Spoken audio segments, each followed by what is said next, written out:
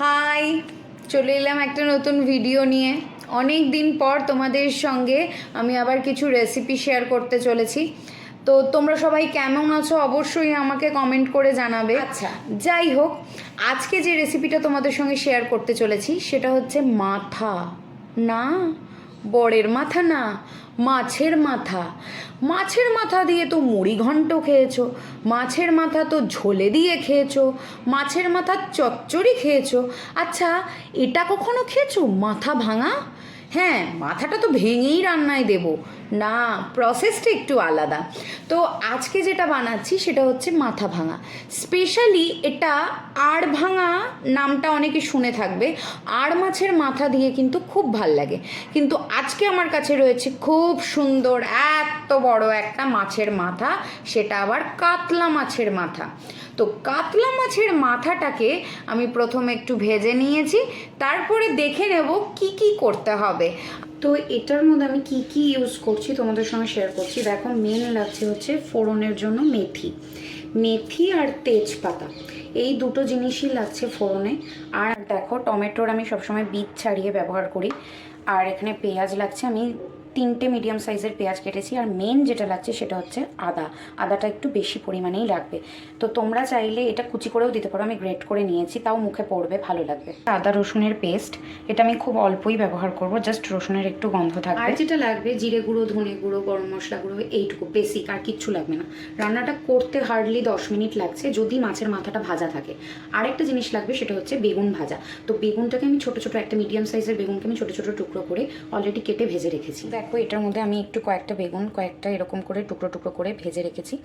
আর এইটা হচ্ছে মাছের মাথাটা, আমি একটা বড় কাতলা মাছের মাথা ব্যবহার করছি।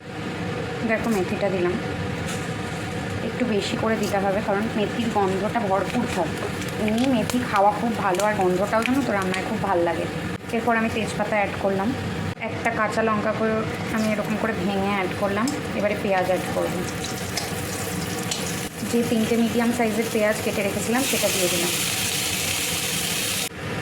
এটার মধ্যে আমি এই রসুন বাটাটা, একটু আদা রয়েছে, এটার আমি দিয়ে দিলাম, একটু নাড়িয়ে নেব। তারপর আমি দিয়ে দেবো এই আদা বাটাটা। আমি এটা গ্রেট করেছি, তোমরা চাইলে এখানে কুচি ব্যবহার করতে পারো। আদাটা ভালো করে পেঁয়াজের সাথে মিশে গেলে এবারে আমি যে টমেটোটা কেটে রেখেছিলাম সেটা আমি অ্যাড করে দেবো। এটাকে এবারে একটু ঢাকনা চাপা দিয়ে রেখে দিতে হবে, একটু জল অ্যাড করে, তাহলে এগুলো মজে গেলে তারপরে আমি মাথা আর বেগুনটা অ্যাড করব।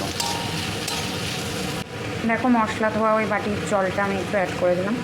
এবারে এটাকে আমি একটু ঢাকনা চাপা দিয়ে রেখে দেবো।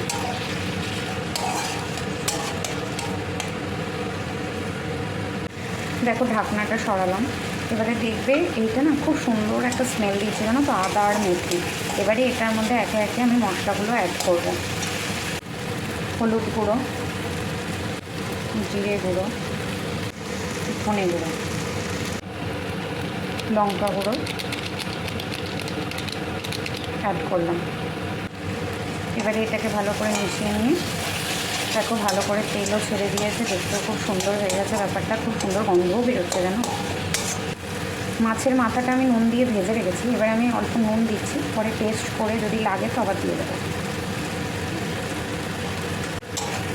এবারে নাড়িয়ে যেতে হবে, ঠিক আছে। এটার মধ্যে একটা ছেঁড়া কাঁচা লঙ্কা, তোমরা চাইলে দুটো দিতে পারো, আমি আরেকটাও দিয়ে দিলাম। একটু চিনি,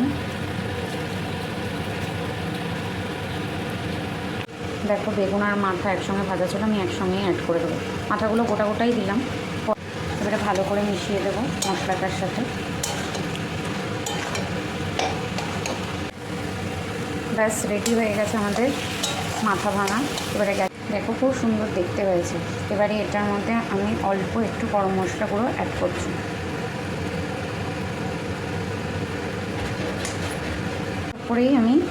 এটার উপরেই আমি দিয়ে দেবো ধনেপাতা কুচিটা। ব্যাস, রেডি হয়ে গেছে আমাদের গরমা গরম মাথা ভাঙা। আমি তো খাবোই, তোমরাও অবশ্যই বাড়িতে ট্রাই করো, আর আমার সঙ্গে অবশ্যই শেয়ার করতে ভুলো না কিন্তু যে কেমন হয়েছে। তাহলে আমিও একটু ইন্সপায়ার্ড হই সুন্দর সুন্দর রেসিপি তোমাদের সঙ্গে শেয়ার করার জন্য। তো আজকের মতো এইটুকুই, দেখা হচ্ছে অন্য কোনো ভিডিওতে। টাটা।